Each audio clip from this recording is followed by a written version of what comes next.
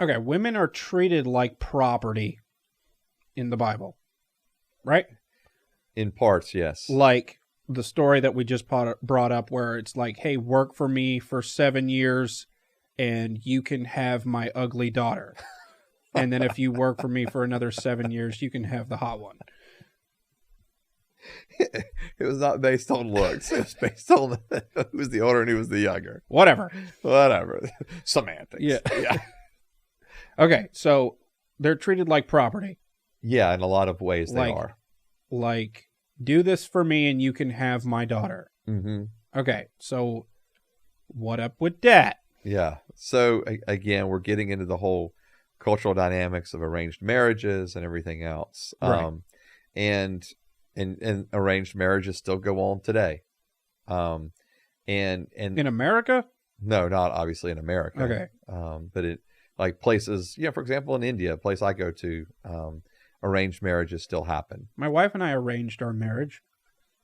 Y'all did. Yeah. Yes. But very differently than, okay. Yeah, what we're talking about here, obviously.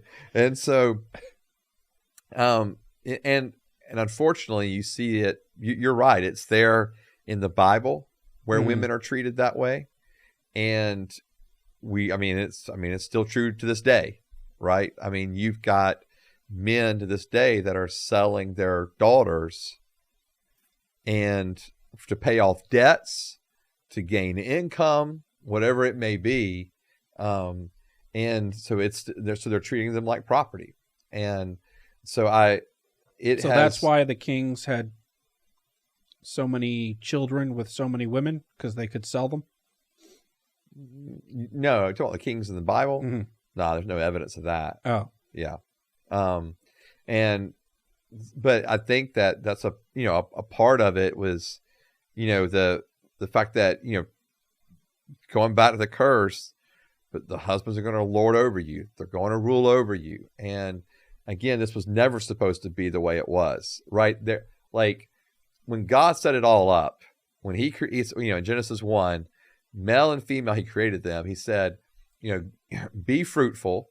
Okay. Mm-hmm. And you go rule over or have dominion over the earth, the creation. Okay. Mm-hmm. So Adam and Eve and male and female beyond them were supposed to do that together. But unfortunately, it got flipped on its head after the fall. Right. And so now it was not that we're going to have dominion over creation, but that the male would actually have dominion over the wife. Okay. And you're saying that it's supposed to be that way? No. Or that's the consequence? That was the consequence of sin. Okay. Yeah.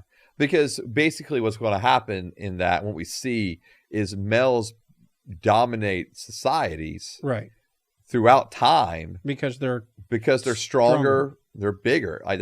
That's just reality. So we're supposed to be nice to women, even though we're stronger and bigger. Yeah. And yeah. So so men's falling into sin with women is acting like a ruler over them. Yeah, I mean that is sinful when they do act that way toward them. Okay. Yeah, absolutely sinful. All right. So that's not the way that God originally designed it. There was never supposed to be humans ruling over another human. That was never the way it was supposed to be. Okay. Yeah, but unfortunately it's the way it's become. And thankfully, we do see passages in Scripture, like, for example, when Paul is writing to the church in Ephesus in Ephesians chapter 5, and he's writing about the roles of men and women. Mm-hmm. And this is I won't get all into it right now. I think we're going to delve into it a little bit later too. But the whole point is, in that passage, he actually tells the man that they are to cherish and care and nurture and take care of their wives. Okay. And that, and to lay down their lives for their wives as Christ laid down his life for the church. Like, that is like we're supposed to kill ourselves. No. For women. No, not kill ourselves. Okay.